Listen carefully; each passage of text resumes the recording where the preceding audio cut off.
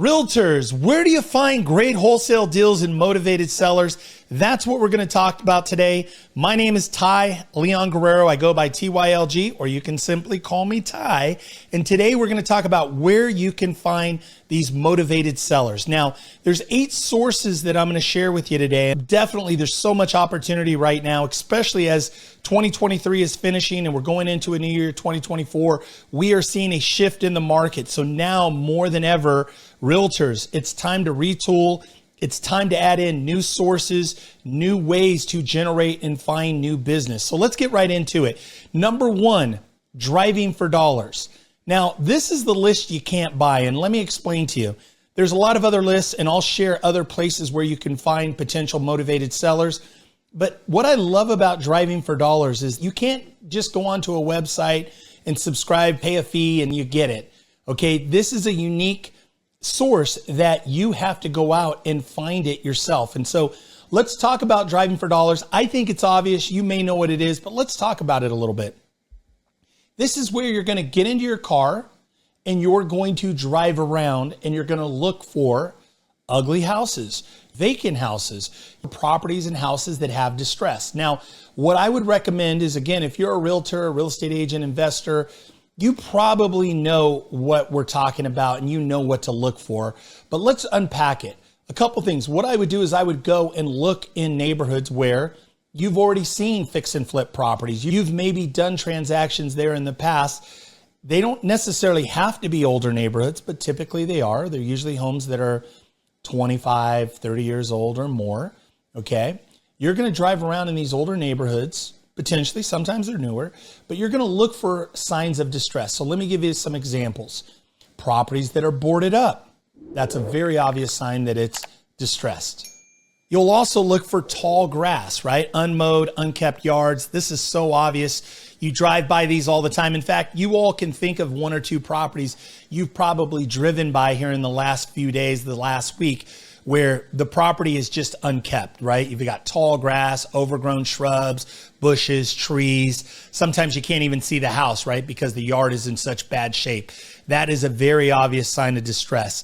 Also looking for where potentially the mailbox, you can see the mailbox, it's jammed up. You can see that mail is just spilling over out of the mailbox. You can see that maybe potentially there's newspapers or flyers, things of that nature in the driveway, broken down cars, broken down equipment, just complete disarray. It may be like a lot of junk, trailers, debris, garbage bags, things of that nature. We all know what that looks like. So that's what you're going to look for. Also, sometimes it's very obvious. You can even see where there's things taped to the door.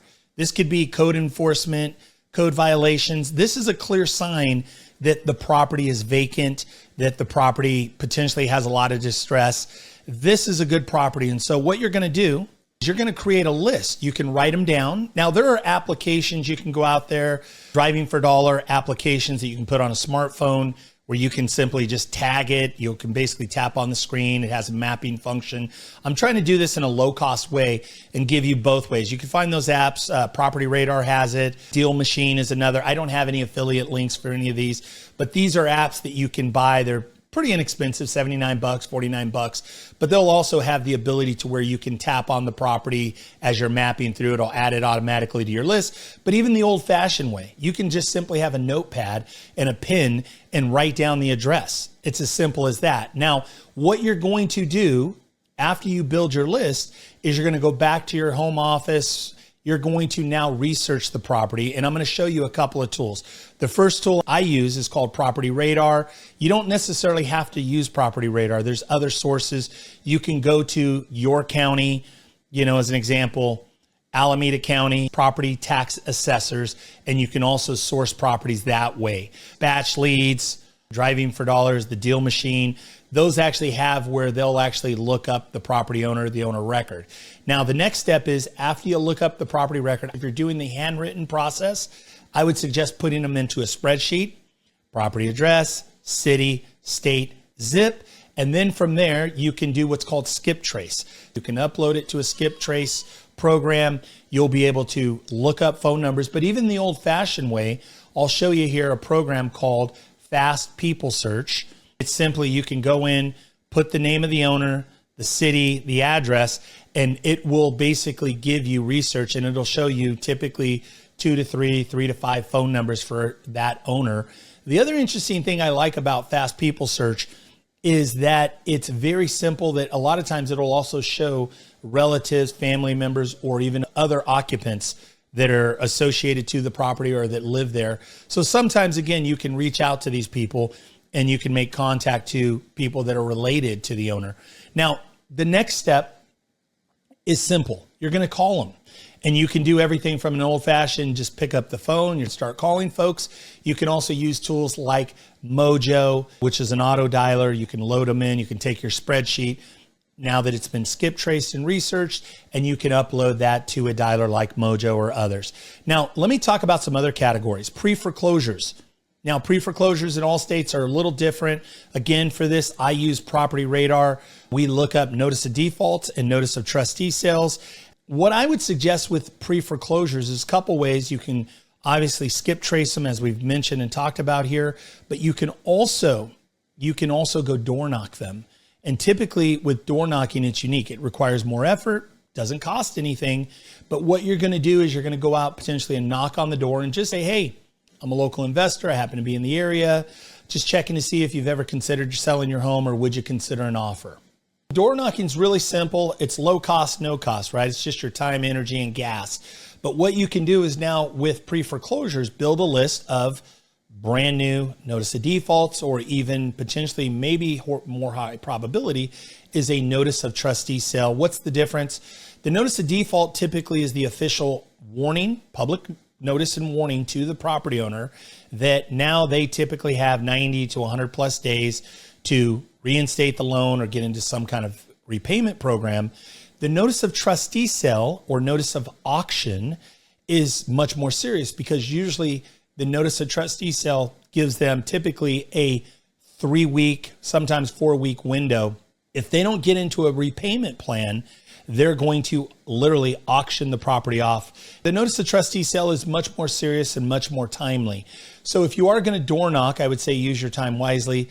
The notice of trustee sale, again, is much more serious, could be more high probability in terms of somebody needing to sell or looking for help in a solution. So when you door knock, my suggestion is never be aggressive, and you want to obviously be polite, well-mannered. Hey, I'm a real estate agent. I'm an investor. We're actively looking for properties here in blank city, whatever the city name is. I just stopped by to see when you might consider selling, or if you'd be open to a potential cash offer. From there, that should open up a question.